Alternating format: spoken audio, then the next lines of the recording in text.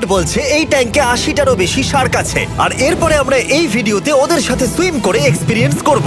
আর এই সমস্ত কিছু শেষ হয়ে যাবার পরে হ্যাঁ, বলো। আমরা স্কাই ডাইভিং করতে যাব। না ভাই, ভাই হাজার হাজার ফুট উপর থেকে নিচে পড়াটা। ওটা নিয়ে চিন্তা করো না, চলো F1 কার্স রেস করি। ঠিক আছে। আর এটা করবার জন্য দুবাই অটোড্রোমের থেকে ভালো জায়গা আর কি হতে পারে। গোটা শহরের ফাস্টেস্ট গাড়িগুলো এখানেই আছে। যে কোনো একটা গাড়ি নাও আর চলো রেস করি। ঠিক আছে, চলো। হ্যাঁ চলো। আর আমি এখানকার বড় কিছু লোকাল ক্রিয়েটরদের ডেকেছি এই সুপার কারগুলোর হট সিটে বসতে। চলো একটু মজা করা যাক। ওরা তো খুবই জোরে যাচ্ছে। আর এটা করা এখানে প্রথম এক্সপিরিয়েন্স, আরো অনেকগুলো বাকি আছে। আমরা সবে শুরু করেছি। আমি রেসের জন্য তৈরি। আমরা একজনের কাছে চলে এসেছি, এক্ষুনি তাকে পেরিয়ে যাব। আরে না জিমি, না না। চলো গ্র্যান্ডমা। মনে হয় আমার মা আমাকে রেস করতে দেখে খুব খুশি হবে। আমার মনে হয় ও চাইলেও স্লো ড্রাইভ করতে পারবে না। আরে এটা তো ইল্লিগাল। না মানে সত্যি এটা ইল্লিগাল। যখন আমি আর আমার বন্ধুরা রেস কার ড্রাইভার হওয়ার অভিনয় করছিলাম, কাল তখন তৈরি হচ্ছিল একটা আসল formula level race car drive করবার জন্য। আমাকে এখন দারুণ দেখতে লাগছে। চলো এবার এটা চালানো যাক। স্টার্টিংটা একটু খারাপ হলো।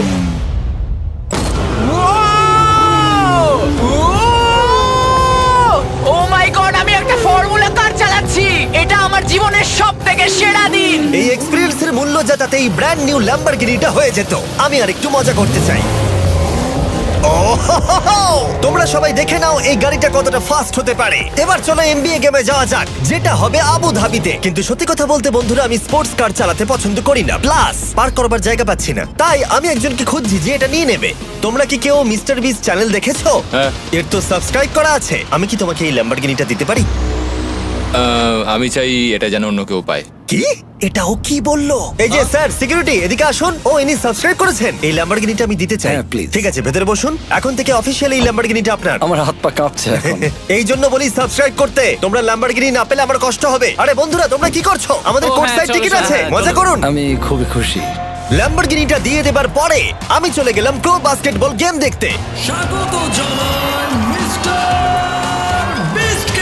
কিন্তু সেখানে গিয়ে ফটোশুট কিছুতেই শেষ হচ্ছিল না। দেখা করে ভালো লাগলো। একদম, আমি আপনার তারপরে আমি অনেক স্টিভ ভিডিও হার্ভিকে হাই বললাম। দেখা করে ভালো লাগলো। হ্যাঁ, আমারও ভালো লাগলো। কেমন লাগছে এখানে? খুব ভালো। তারপরে রাসেল ওয়েস্টব্রুক।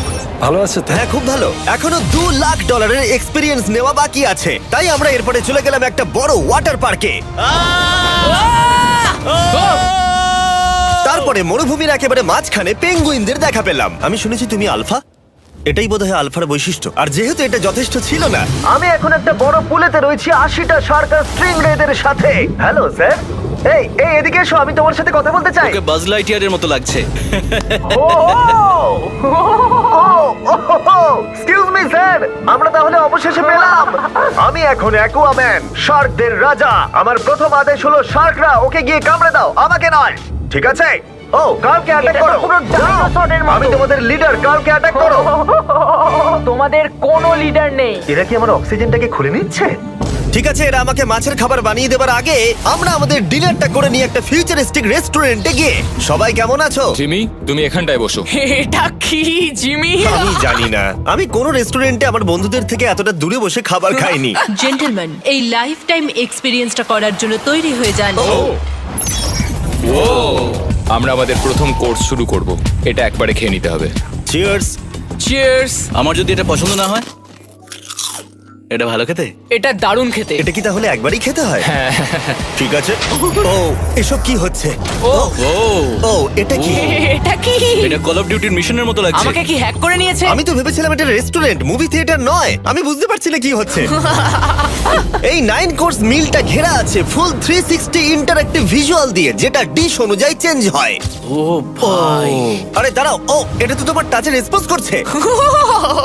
আমরা সবাই পৃথিবীকে রক্ষা করছি। আমি এটা একদম করতে পারি না। যদিও রুমটা ছিল খুবই অসাধারণ, ভাই দেখো, এটা এখন আমার জলের ওপরে আছে। এটাকে দেখো। কিন্তু তার সাথে খাবার এবং ড্রিঙ্কস গুলো এই এক্সপেরিয়েন্সটাকে আরো ইউনিক করে তুলেছিল। আপনি গ্লাসটাকে ছুঁয়ে দেখুন, এটা আপনার সাথে রিঅ্যাক্ট করবে।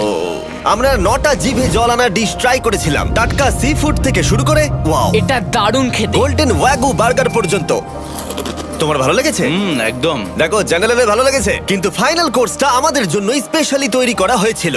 ওটা কে? এটা তো চ্যান্ডলার। এটা আমি নই ভাই, এটা কিন্তু আমি নই। যাই হোক বন্ধুরা, এক্সপেরিয়েন্সটাকে কন্টিনিউ করা যাক। এরপরে আকাশ থেকে লিটারালি ঝাঁপ দেবার আগে আর পৃথিবীর উচ্চতম বিল্ডিং এর উপরে ওঠার আগে আমি আমার উচ্চতার ভয় কতটা সেটা পরীক্ষা করতে সব থেকে উঁচু একটা পুলে গেলাম। একবার এই ভিউটা দেখো। জিমি। ও মাই আমি গড, সত্যি এখানে আছি। তোমরা এখন যেটা দেখছো সেটাকে যেন সত্যি বলে মনে হচ্ছে না। একদম। 600 ফুট ওপরে আকাশের মাঝে এই 360 ডিগ্রি ইনফিনিটি পুল তোমাদের এই শহরের একটা অসামান্য ভিউ উপহার দেবে। চলে এসো বন্ধুরা। হ্যাঁ, এই তো যাচ্ছি। পিছনে যে আইল্যান্ডটা দেখতে পাচ্ছ সেটা মানুষ বানিয়েছে। এখানে কিন্তু সবকিছুই দারুণ। আমরা এখন এই স্টিক দিয়ে ধার থেকে শট নেব। আরে ভাই, ভিউটা দেখো একবার। এটা দারুণ লাগছে তাই না? আমরা এখন দুবাইয়ের টপে। ঠিক আছে বন্ধুরা, এবার আমাদের আকাশ থেকে ঝাঁপ দিতে হবে। ভাই আমরা এখন আকাশ থেকে মাটিতে পড়বো? না, আমরা আকাশ থেকে এই মানুষের তৈরি আইল্যান্ডে ও পড়বো। মাই গড, আমার খুব ভয় লাগছে। প্রতীক্ষা শেষ। এবার তোমরা যেটা দেখতে যাচ্ছ সেটা আমার গোটা জীবনে কখনো করব বলে আমি ভাবিনি। এটা তো পাগলামি, কার এটা করার ইচ্ছা হয় ভাই? কিন্তু আমার সব থেকে বড় ভয়ের জিনিসটা না করলে এই এক্সপিরিয়েন্সের ভিডিওটা তো অপূর্ণই থেকে যাবে। আকাশ থেকে ঝাঁপ দেওয়া। আমি যদি এটা নাও করতে পারি তাও ভিডিওটা আপলোড হবে। এটা সত্যি হচ্ছে না। ভাই আমার ফ্যামিলি আছে। আমরা টেক অফ করব। এই রে, এটা এবার সত্যি হচ্ছে, আমরা উপরে আমি উঠছি। জানি। ও গড, বিশ্বাস হচ্ছে না আমরা এটা করছি। আমার ভালো লাগছে না। আচ্ছা, আমি মরে গেলে কি হবে? সেটা তো আমি জানি না। ও মাই গড, 10,000 ফুটে এসে গেছি। আমরা অনেক উপরে আছি। আমি তৈরি নই। জিমি, আমি তৈরি নই। চলো যাও। যাও যাও, তুমি আগে যাও। জিমি, আমার ভালো লাগছে না। আমি সিদ্ধান্ত বদলালাম। ও মাই গড, আমরা ঘুরছি। ও মাই গড, আমার ভয় লাগছে। Bye Jimmy. আমি এটা করতে চাই না।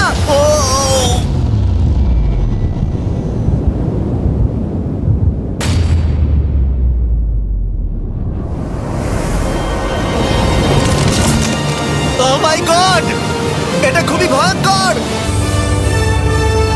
আমি যাচ্ছি না ভাই।